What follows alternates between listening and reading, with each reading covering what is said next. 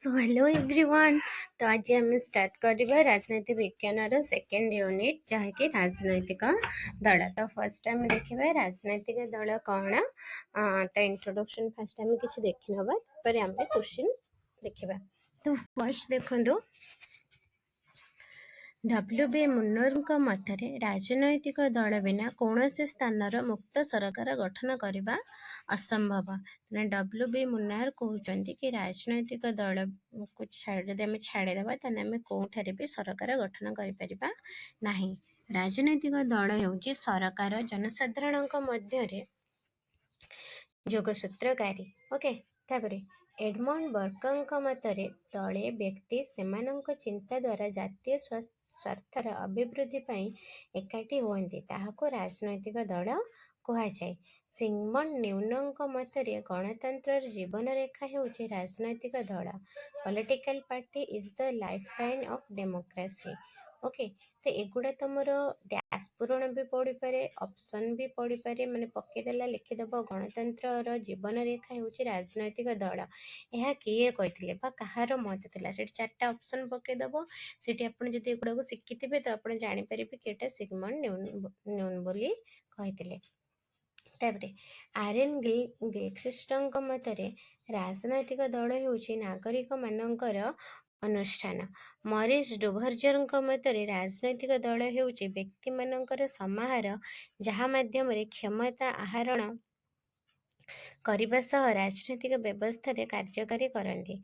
Okay एगुड़ा है तार definition किए कौन देते राजनैतिक दलर डेफिनेशन बहुत जन राजनैतिज्ञ देते भर किए कौन कौड़ा इंपोर्टाट थे से गुड़ा केवल ये लिखाई। ओके तापर देखो राजनैतिक दल कौन दले व्यक्ति निर्दिष्ट नीति सपक्ष एकाठी हो जातीय स्वार्थ को दृष्टि रखी कार्य करती ताहाको राजनैतिक दल कहुए। जिते बड़े गोटे गोष्ठी जातीय स्वार्थ पर काम करिबो ताको राजनैतिक दल बोली आमे कहबा। तो राजनैतिक दल ये दुई प्रकार कौन कौन गोटे आंचलिक राजनैतिक दल आ गोटे जातीय राजनैतिक दल। ये दुई प्रकार राजनैतिक दल देखा जाए। तो एमती भी क्वेश्चन पड़ पारे जातीय राजनैतिक दल गुड़िक वर्णना कर लंग क्वेश्चन एमती भी क्वेश्चन पड़ पारे आंचलिक राजनैतिक दल गुड़िक वर्णना कर लंग क्वेश्चन। ओके तो जातीय राजनैतिक दल कौन देखो first INC Indian national Congress जोटा को आम कौन कर जो कांग्रेस जोटा को आम जानी सेटा कौन आईएनसी जोटा कि 1885 गठित होता। NCP national Congress party.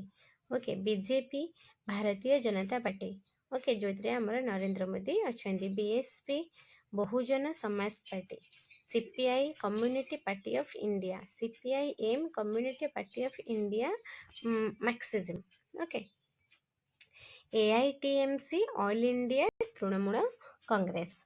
Okay तापर देखो आंचलिक दल कौन यहाँ गला जातीय राजनैतिक दल कौन राजनैतिक दल जातीय राजनैतिक दल कौड़ा गला। तापर आंचलिक दल देखो कौन ना अकाली दल हूँ सर्वपुरातन आंचलिक राजनैतिक दल। यहाँ भी क्वेश्चन पकई दे पारे डैश सर्वपुरातन राजनैतिक दल तुम मैंने जानी दरकार अकाली दल हूँ सर्वपुरातन आंचलिक राजनैतिक दल। यह 1924 मसीह सिख मैंने किए करते सिख मैंने केबे ना 1924 मसीह। तापर देखो एडी सब फुल फॉर्म अकाली दल गुड़ा कौन कौन फुल फॉर्म सब दिगला। एडी कौन अकाली दल जोटा हूँ सर्वपुरातन आंचलिक दल। यहाँ कौटी गढ़ी उठी पंजाब रे। बीजेडी बिजु जनता दल यहाँ कौटी ना ओडिशा रे केबे ना 1999 गढ़ी उठी। डीएमके द्राविड़ मुन्नेत्र कंजम यहाँ कौटी तमिलनाडु रे। ओके एआईएडीएमके ऑल इंडिया अन्ना द्राविड़ मुन्नेत्र कंजम यहाँ कौटी तमिलनाडु रे। टीडीपी तेलुगु देशम पार्टी आंध्र प्रदेश रे। शिवसेना महाराष्ट्र रे। टीएमसी तृणमूल कांग्रेस है वेस्ट बेंगल रे। एएपी आम आदमी पार्टी दिल्ली रे जोटा कि 2012 रे तैयारी होता। JNDKNC मतलब Jammu and Kashmir national conference है।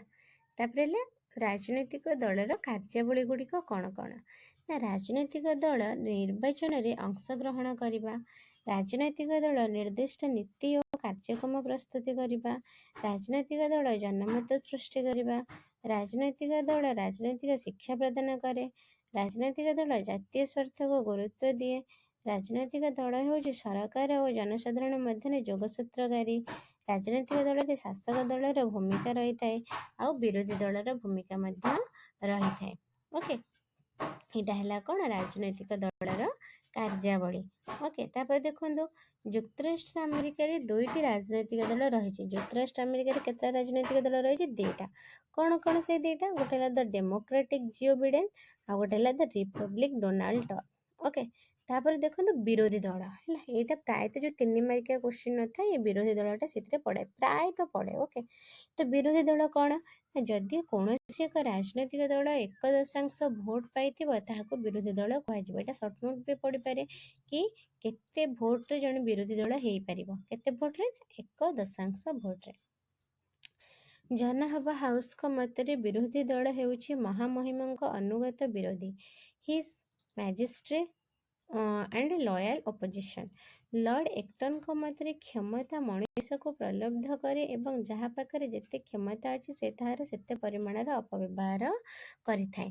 ସାର୍ ଆଇଭର ଜେନିଙ୍ଗସଙ୍କ ମତରେ ଯଦି ବିରୋଧୀ ଦଳ ନାହିଁ ତାହେଲେ ଗଣତନ୍ତ୍ର ନାହିଁ। ବିରୋଧୀ ଦଳ କ'ଣ କରିବ ନା ସେ ସବୁବେଳେ ସରକାରଙ୍କୁ ସମାଲୋଚନା କରିବ, ସେ କେଉଁଟା ଠିକ୍ କଲା କେଉଁଟା ଭୁଲ କଲା ସେଟାକୁ ସେ ଆଖି ଆଗକୁ ଜନତାଙ୍କ ଆଖି ଆଗକୁ ଆଣିବ। ତ ଏଇଟା ହେଲା ବିରୋଧୀ ଦଳର କାମ। ଓକେ, ତାପରେ ଦେଖନ୍ତୁ ଜାତୀୟ ରାଜନୈତିକ ଦଳ। ତାପରେ କ'ଣ ଅଛି? ଜାତୀୟ ରାଜନୈତିକ ଦଳ। ଓକେ, ତ ଆମେ କାଲିଠୁ ପଢ଼ିବା ଜାତୀୟ ରାଜନୈତିକ ଦଳ। ଆଜି ଏତିକି ଥାଉ, ଏତିକି ଆପଣମାନେ ଜାଣିଲେ ଜାତୀୟ ରାଜନୈତିକ ଦଳ କ'ଣ, ଆଞ୍ଚଳିକ ଦଳ କ'ଣ, ଏଗୁଡ଼ା ଆମେ କାଲି ଦେଖିବା। ଓକେ, ତ ଆଜି ଏତିକି ଆପଣମାନେ ଭଲସେ ଦେଖିକି ନୋଟ୍ କରିନେଇଥିବେ। ଓକେ, ରହିଲି।